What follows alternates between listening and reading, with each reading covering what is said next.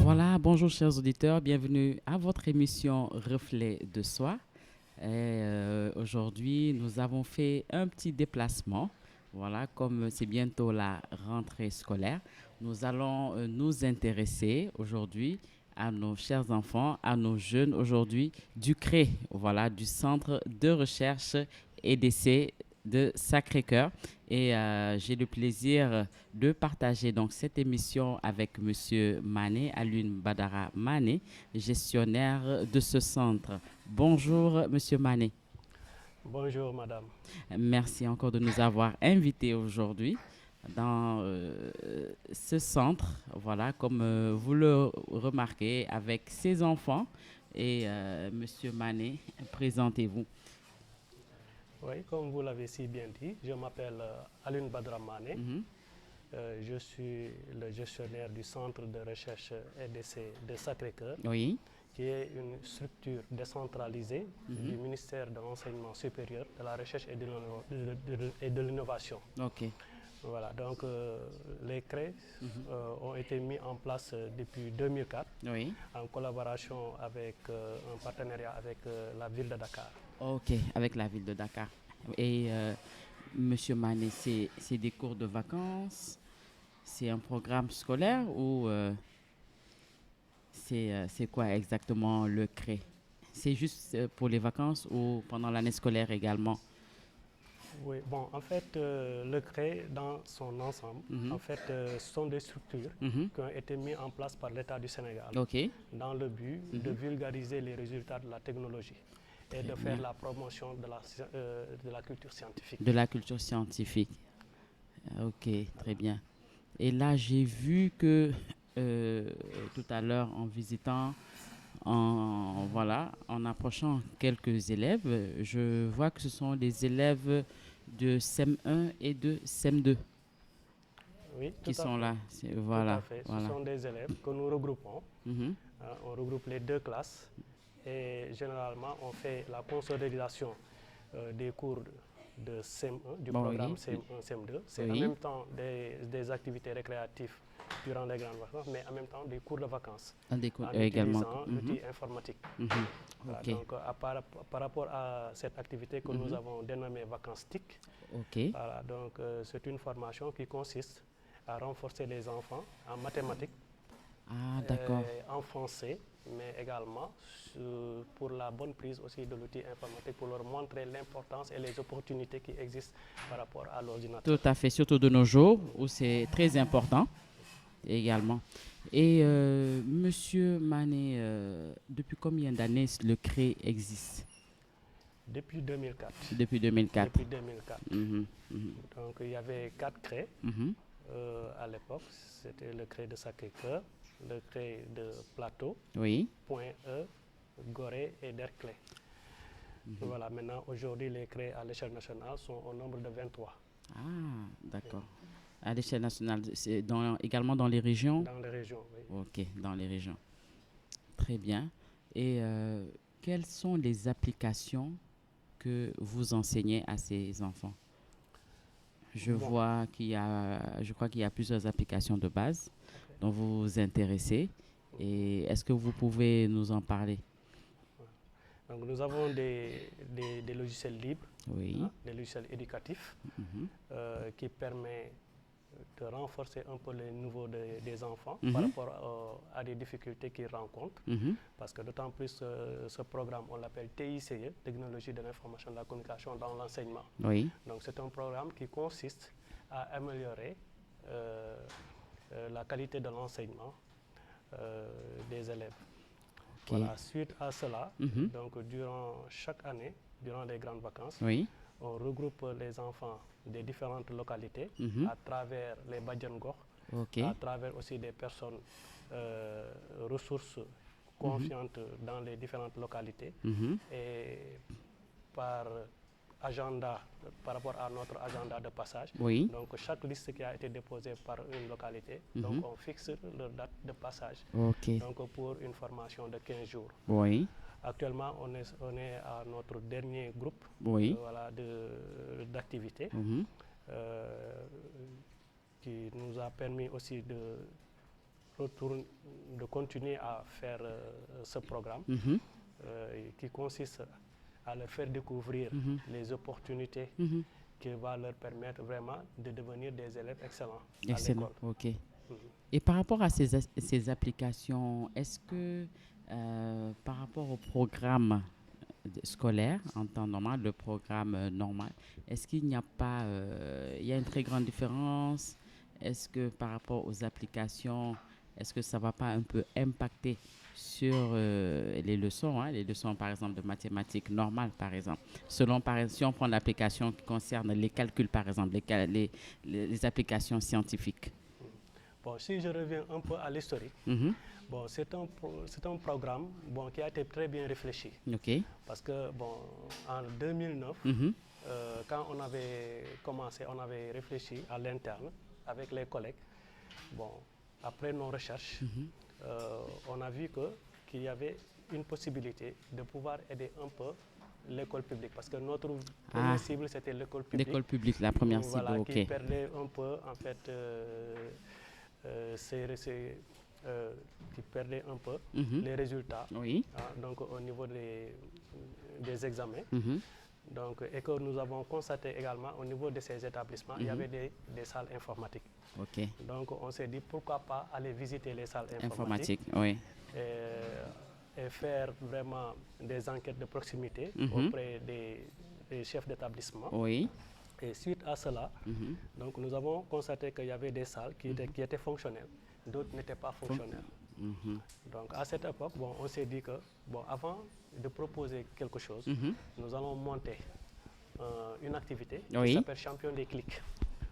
Champion des clics. Ah, champion des clics. Clics. Bon, si vous allez sur YouTube, vous allez voir les vidéos que nous avons publiées par rapport à cette activité qui consistait à regrouper les écoles privées et publiques qui avaient des salles informatiques.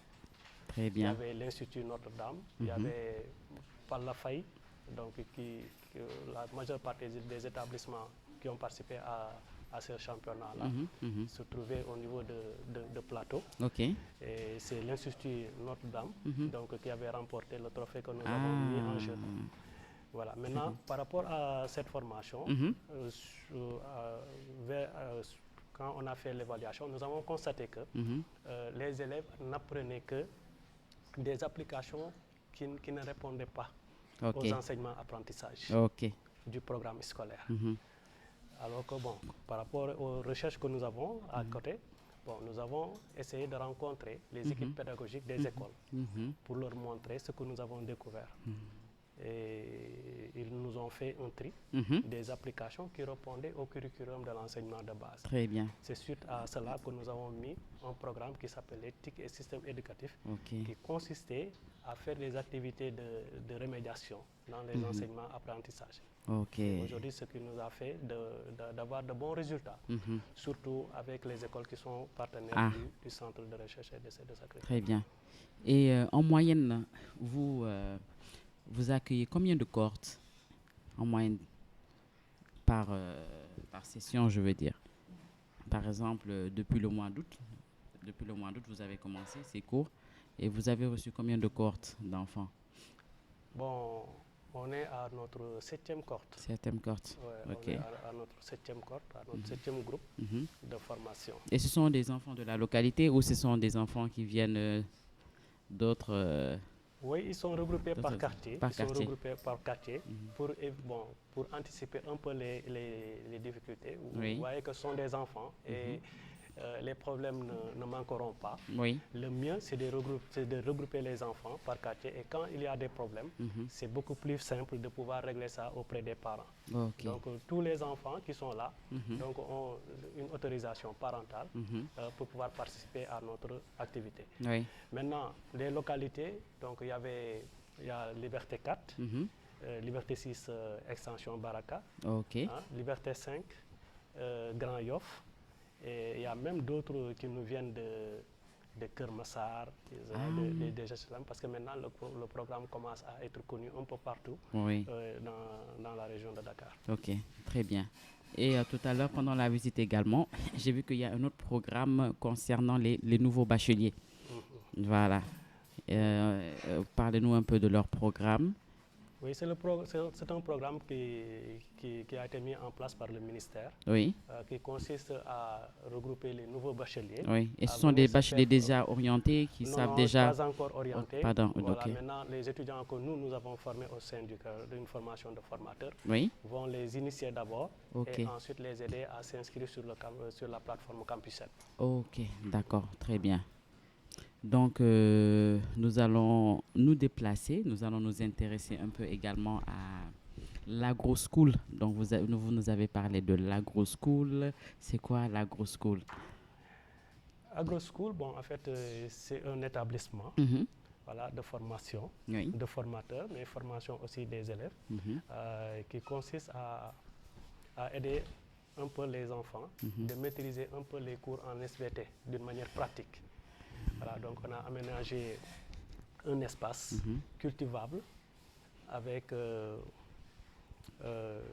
une dimension très restreinte, bien mesurée, qu'on appelle des planches. Donc ils vont permettre aux enfants de pouvoir redimensionner d'abord cet espace cultivable, essayer maintenant de mettre les dispositifs de cultivable pour pouvoir recevoir les graines et jusqu'à la récolte. Oui. Et actuellement, nous sommes en phase de récolte. Et maintenant, pratiquement chaque 2 mois ou chaque 3 mois, on aura des récoltes que nous allons présenter aux autorités et aux parents. Très bien. Voilà, pour montrer un peu en fait l'importance de la terre et de l'environnement par rapport à notre société, par rapport à notre vie quotidienne. Est-ce que les enfants sont vraiment intéressés par cette activité? Ils sont très intéressés. D'ailleurs, même par rapport à cette activité, chaque enfant va créer sa propre récolte, son pot. Il va amener chez lui et va continuer à entretenir son investissement par rapport à sa semence. Et après, il y a un suivi derrière? Oui, il y aura des suivis. Voilà, il y aura des suivis. Il y aura des suivis. Donc nous avons mis aussi d'autres formateurs au niveau de AgroSchool. Il y a M. Gilbert qui est sur place, c'est un ingénieur qui est sorti de l'IRD, qui nous accompagne en bénévolat, et M. Badji Pape Ngansou Badji et M. Sagna, qui est un artiste décorateur qui est à l'Institut français. Voilà.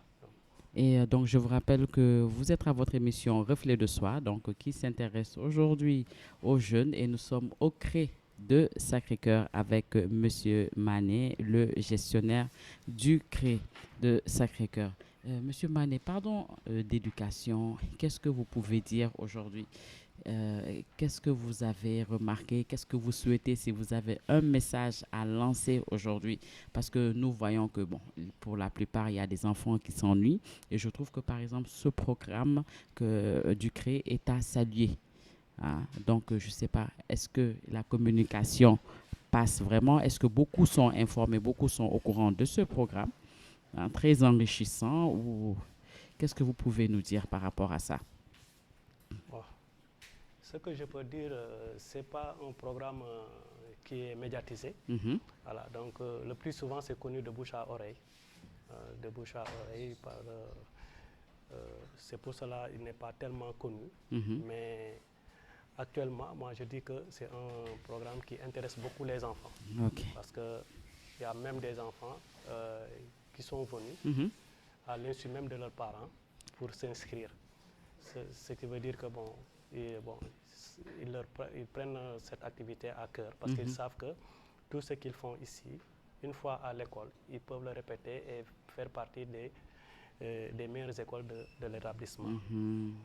Voilà. Aujourd'hui, ce programme ne permet pas tout simplement à faire comprendre un peu comment fonctionne l'outil informatique, mais également derrière, il y a des cours de vacances parce qu'ils utilisent des logiciels éducatifs, et on va au-delà même de ces cours de vacances-là.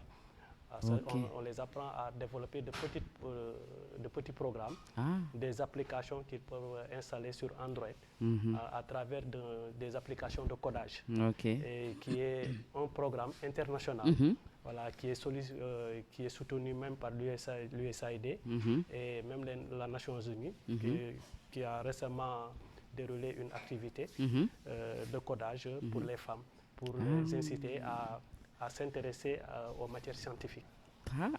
Ça, en tout cas, c'est à saluer. C'est très, très intéressant. En tout cas, chers parents, donc, comme vous le constatez, nous vous invitons à visiter ce centre, à voir les applications vraiment du CRE, que je trouve vraiment très, très important, surtout les applications scientifiques. Parce que nous voyons aujourd'hui que pour la plupart ne s'intéressent plus donc dans ce domaine parce que peut-être c'est dur. Est-ce qu'ils ont vraiment les compétences? Est-ce qu'ils sont motivés? Et je crois qu'aujourd'hui déjà, à savoir l'initiation que vous faites dès le bas âge, c'est encourageant et c'est motivant. Ça peut permettre à ces jeunes de pousser plus encore dans les études. Voilà, donc sinon, à part le programme vacances, est-ce que durant l'année scolaire, vous avez également un programme où vous avez des cours de renforcement par rapport à ça? Oui, durant l'année académique, nous avons un programme avec l'association Créatique qui interviennent dans les établissements qui ont compris les enjeux de l'outil informatique par rapport à l'éducation. Parce qu'aujourd'hui, cet outil peut servir de répétiteur. Il peut aider l'enfant à un niveau d'excellence. Parce qu'aujourd'hui, pratiquement toutes les écoles doivent être des écoles d'excellence grâce à la technologie. Tout à fait. Voilà. C'est parce que en fait, c'est une manque de formation et une manque de communication qui fait que les gens n'ont pas compris. Ils s'intéressent beaucoup au dérapage, aux réseaux sociaux, mais ce que ces applications-là peuvent apporter à nos enfants va permettre vraiment de réussir un peu le niveau des élèves, important. Quel que soit et même une égalité de chance dans l'éducation.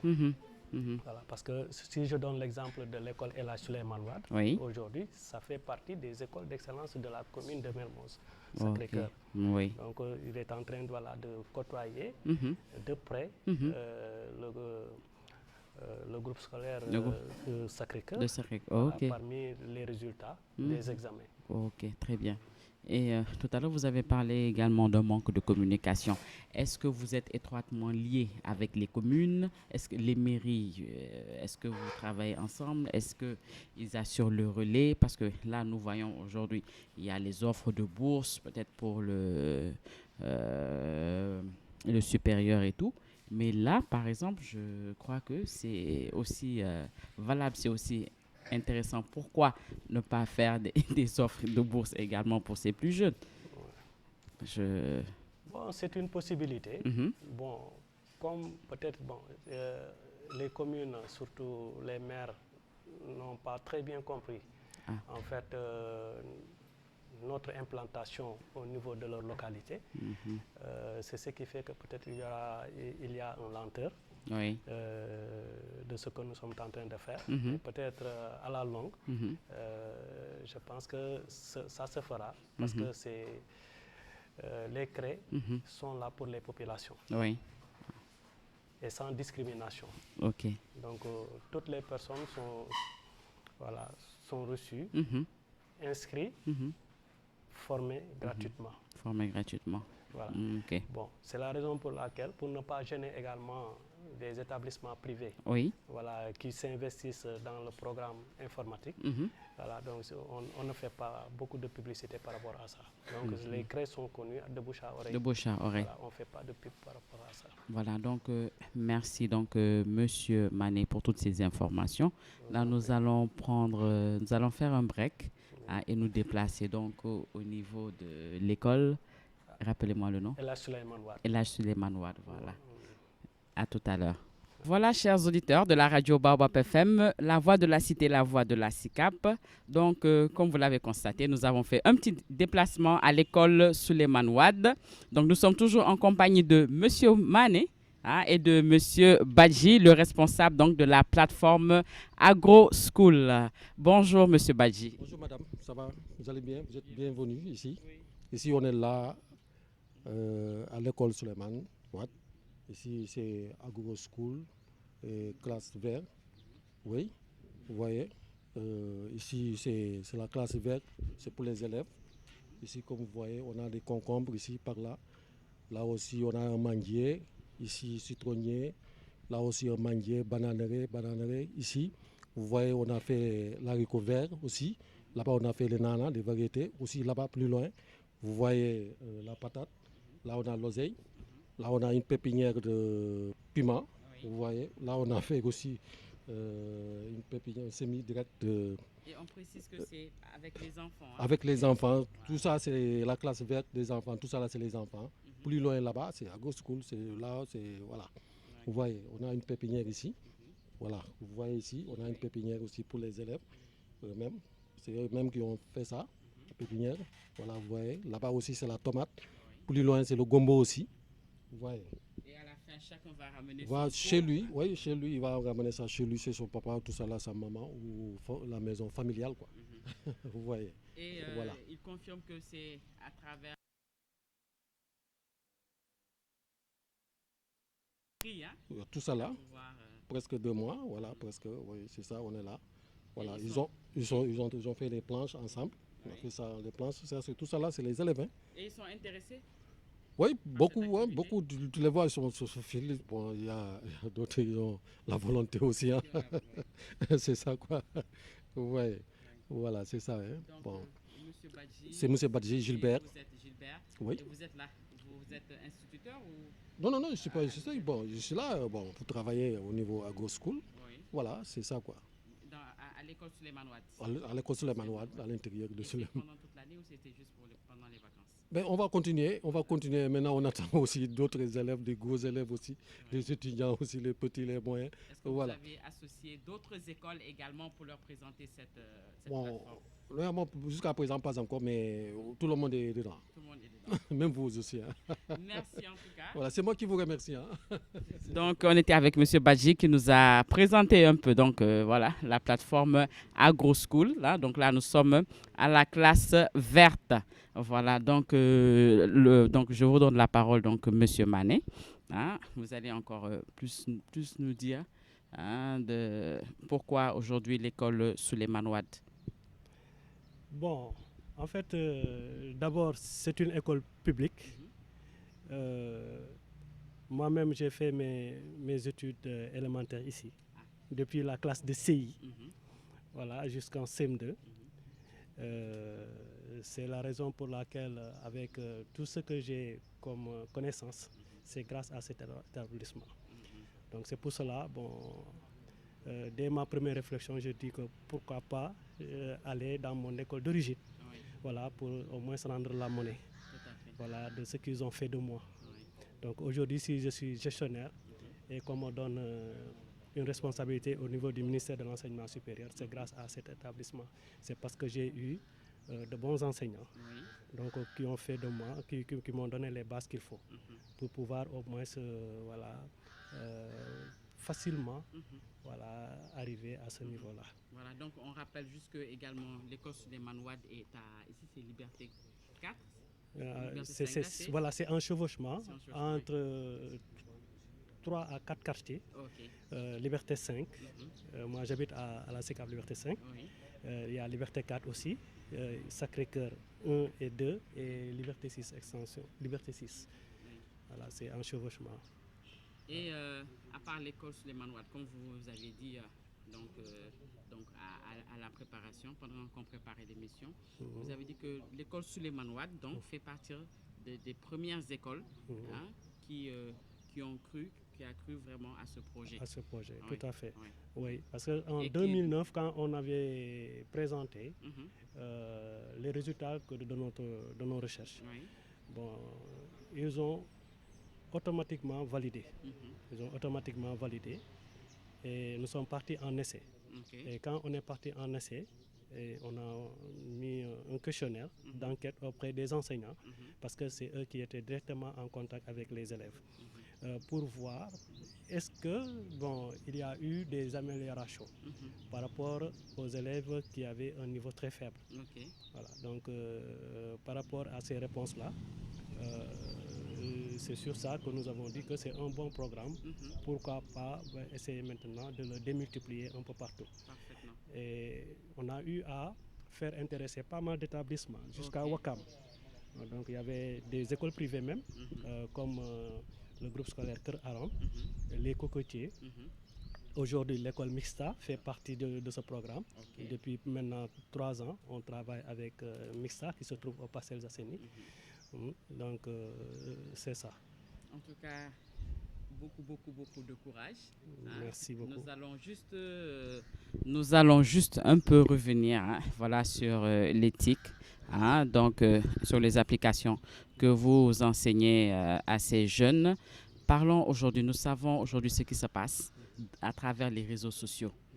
Donc, est-ce que vous avez un programme par rapport au comportement, par rapport à l'éducation sur les réseaux sociaux? Donc, vous avez parlé tantôt du web, voilà. Donc, qu'est-ce que cela veut dire? Voilà, le web 2.0, ça regroupe beaucoup d'applications qui sont utilisées avec une adresse email valide. Donc, tous les outils que vous utilisez à partir d'inscription dans les renseignements, vous ajoutez une adresse email valide. Cet outil-là est considéré comme un outil du web 2.0. Voilà. Donc, soit vous utilisez une adresse ou bien vous utilisez un numéro de téléphone. Ça fait partie des applications du web 2.0.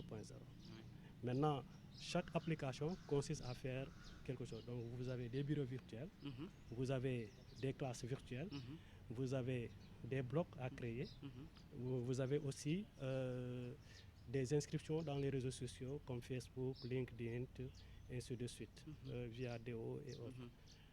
Voilà. Maintenant, nous, en fait, on enseigne ces modules de formation juste pour sensibiliser.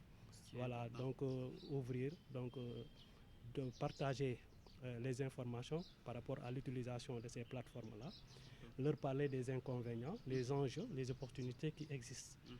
Voilà, donc si aujourd'hui on a pas mal de dérapages par rapport à ces outils-là, c'est parce que la majeure partie de ces gens-là utilisent directement ces applications sans pour être avertis. Tout à fait. Voilà, des enjeux et des dangers qui les guettent.